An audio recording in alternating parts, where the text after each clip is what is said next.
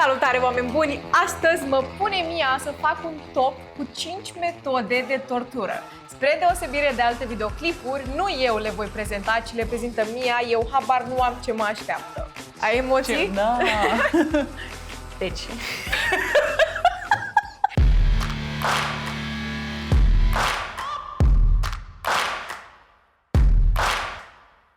Ca prima metodă de tortură avem călușul tăcerii. Este, practic, o mască de fier cu un cadru metalic. E mască pe toată fața? Da, e o mască pe toată fața cu un cadru metalic și, practic, ai o, cum îi zice, o placă pe care tu o bagi în gură. Ok.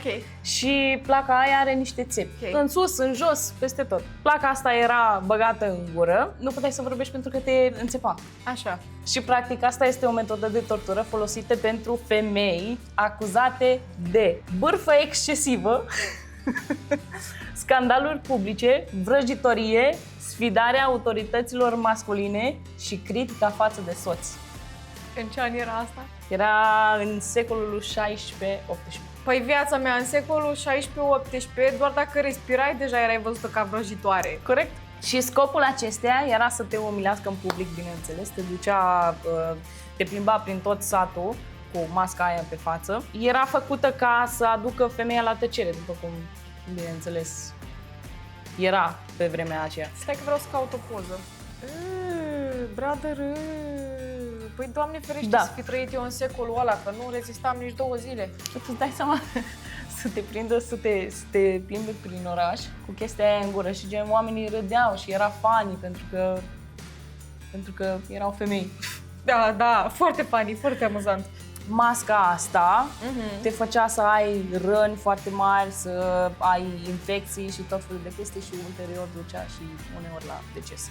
Nu se mai folosește, bineînțeles, această formă de tortură în ziua Era de și astăzi, culmea, da. Și este complet interzisă și condamnată de drepturile omului. Deci acesta a fost primul, ți-a plăcut? Dacă mi-a plăcut, nu Da. mi-a plăcut. Adică vine, așa, ca poveste. Nu? O să pun călușul tăcerii pe locul 5 fiind cea mai puțin gravă și 1 fiind gen cea mai nașpa, nu? Da. Ok, o spun pe locul 3. A doua metodă de tortură este alterarea timpului. Această metodă de tortură psihologică presupune izolarea într-o cameră fără ferestre, unde victima nu are acces la ceasuri, calendare sau orice indiciu al trecerii timpului. Mesele, somnul și activitățile sunt oferite la intervale complet neregulate, de exemplu la 2 ore, după aia la 10 ore, apoi la 4 ore diferență. Scopul acestei torturi era dezorientarea și căderea psihică. Păi poate nu era victimă. De ce? Păi de obicei dacă ei să torturezi un om, bine, nu în cazul de mai devreme cu vrăjitoarele, cu whatever, de obicei oamenii veneau torturați pentru că au făcut ceva. Adică, nu știu, mă gândesc că dacă asta le făceau femeilor pentru că erau vrăjitoare, nu pot să-mi imaginez ce le făceau oamenilor care erau agresori și whatever. Efectele psihologice erau confuzie mentală, pierderea noțiunii de sine, dependență de torționar, halucinații, paranoia și depresie severă. Este depresie. Depresie severă. Această metodă a fost folosită de către... Stai așa. Guantanamo Bay, Ok. care este în America, fasciști și comuniști pentru reeducarea prin izolare și tortura albă în Iran și Venezuela. Deci acolo era folosită, îți vine să crezi? Da. Așa. Deci, practic, această metodă de tortură n-a mai fost folosită din 1984 pentru că a fost interzisă, așa, de către ONU. Ok. Atât am avut de zis. Cumva astea psihologice sunt mai nașpa decât alea fizice.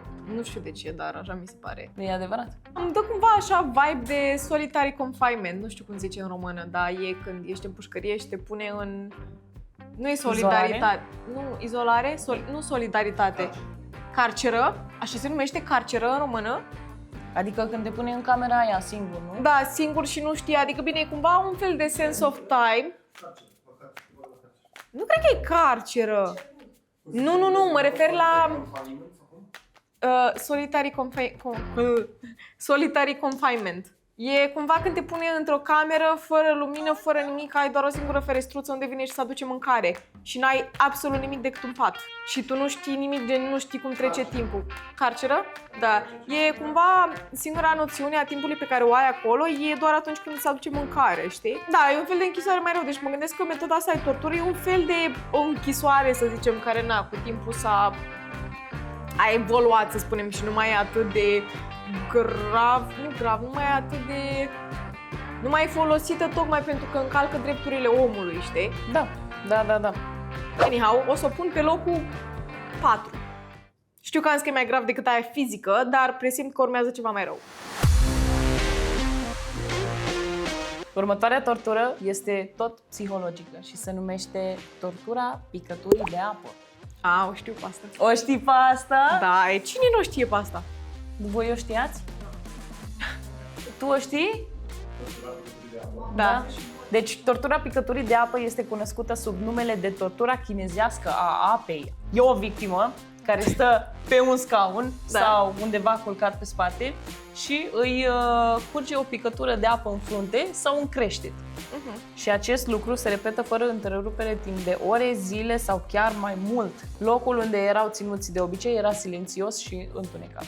Întrebarea mea este totuși, cine, Doamne iartă-mă, adică mă gândesc că aveau ei un fel de modalitate că mă îndoiesc că aveau pe cineva sau aveau un torționar anume care stătea să pună picătură cu picătură pe fruntea omului. Nu, eu cred, nu am căutat, dar eu cred că aveau, nu știu, o haină și o udau și picătura aia cădea așa și mai venea cineva din când în când să pună apă deasupra ca să... Știi ce zic? Sau la biberon, uite, de exemplu, avea un biberon. Știi că dacă pui un biberon, curge picătură. Zi, Andra, că tu știi de-astea. Mi-aș dori să vedeți cum râd oamenii în spate aici. Deci e... Da, de exemplu, aia, da, pipetă, așa. Pipetă? Biberon? Nici pipetă, nu. Știi cum, când ai perfuzia? Da, am înțeles. Ce? Un picurator? Prin urmare, această metodă de tortură distrugea controlul psihic al victimei, inducea anxietate, frică și halucinații. Lipsa somnului și confuzia ajungeau să-i facă pe oameni să nu mai poată face diferența între realitate și halucinații. Îți vine să crezi? Da, e un fel de Russian Sleep Experiment, nu știu dacă știi. Da, știu, dar voiau să... ăla nu era fake? Ba da, ideea în sine, gen voiau să facă oamenii să stea 3 zile bune la rând. Și am impresia că după mai bine de 72 de ore fără somn, încep să halucinezi. Da, deci practic te făceau să-ți pierzi mințile. Dar ghiși ce? Ce? Îi se zice picătura chinezească, dar nu există în realitate nicio dovadă că acesta a fost folosită de chinezi. Wow! Okay. Da, deci cel mai probabil a fost folosită de către spanioli, italieni și URSS. Și practic ei nu sunt chinezi. O da vina pe chinezi ca să aibă pe cine da vina, nu? Da, când am făcut research-ul, zicea ceva de genul că e un nume dat de către occidentali. Da, ok. Sau ceva de genul. Asta explică tot. Și asta tot așa n-a mai fost folosită de atunci, de când s-a interzis tortura în general, din 1984. Ok. Reîncuiește. Reîncuiesc, o pun pe locul 2. A patra metodă de tortură este tortura în oglindă. Ai auzit vreodată de ea? Nu. Deci, practic, această persoană era pusă în fața oglinzii și atât, fără nimic altceva în cameră, doar persoana în fața oglinzii și era obligată, era fixată acolo, deci o puneau să stea fix așa și să se uite în oglindă în continuu și nu avea de ales decât să se uite în oglindă la sine. De multe ori, oglinda era însoțită de lumină puternică, zgomote repetitive, tăcerea totală și li se repeta în continuu, uite-te la tine, așa ești vinovat. aceste voci. Da, pe lângă vocile astea ce mi se pare mie foarte tulburător așa, e că, nu știu dacă tu pățești vreodată, cred că ți-am mai zis chestia asta, că tu atunci când te uiți la o chestie constant sau așa, cumva mintea ta începe să miște lucrurile sau începe să formeze anumite fețe.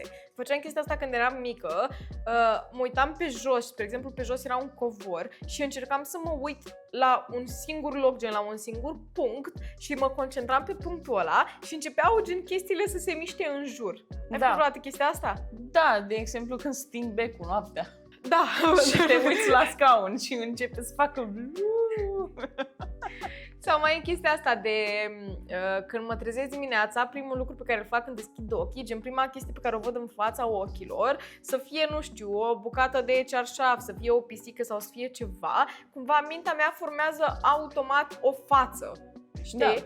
Și aia e toată treaba. Dacă te uiți într-un punct anume sau, nu știu, te uiți într-un loc sau ăla e primul lucru pe care îl vezi sau mintea ta a stat acolo mai multe ore, cumva începi să delirezi, gen cumva din nou începi să halucinezi și e foarte psihic vorbind, eu n-aș putea. Deci asta era și efectul pe care trebuia să-l creeze. Da.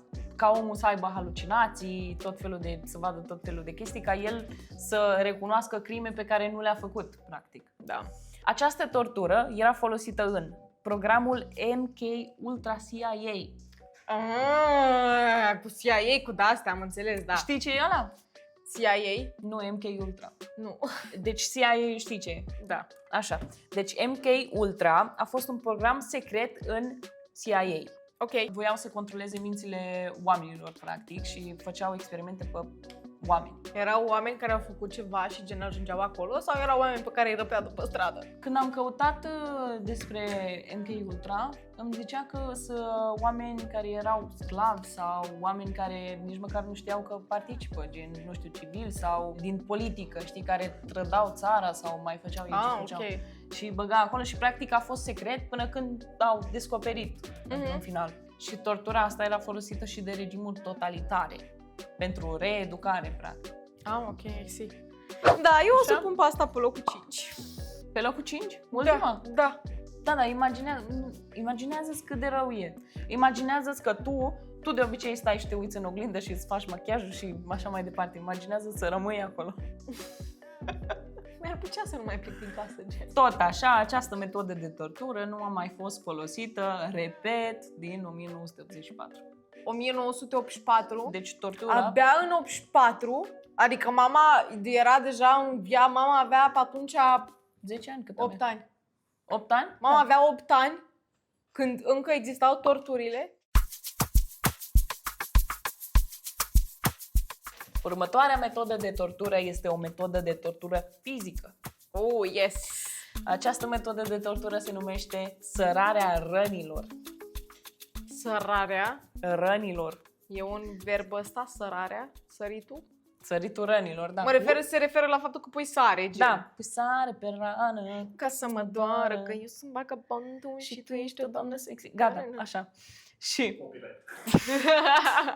persoana era tăiată sau rănită intenționat, apoi rănile erau frecate cu sare, deja mă doare, provocând arsuri intense și prelungite. Apoi victima era legată, dezbrăcată, lăsată afară în soare și insectele se strângeau, depuneau ouă și se transformau în viermi. Bineînțeles că dacă nu mureau, le intra carnea în putrefacție, le se făceau infecții și tot felul de nasoale.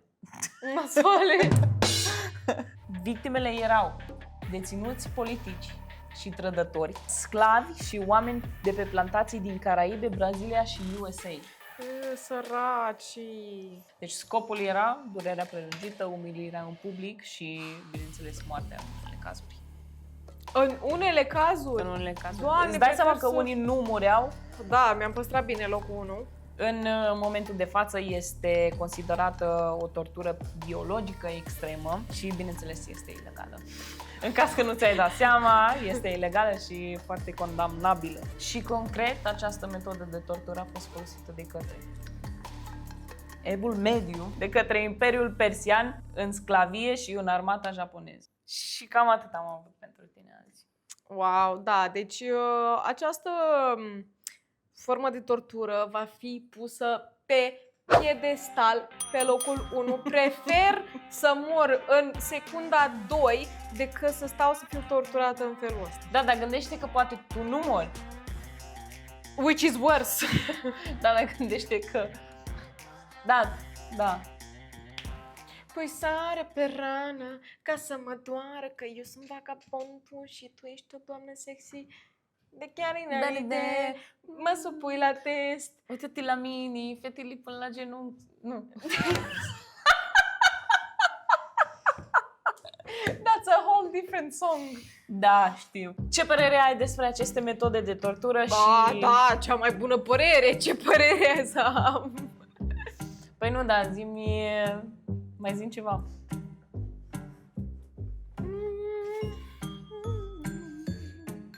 Eu nu-ți deci, eu cu vaca. Eu am venit cu vaca.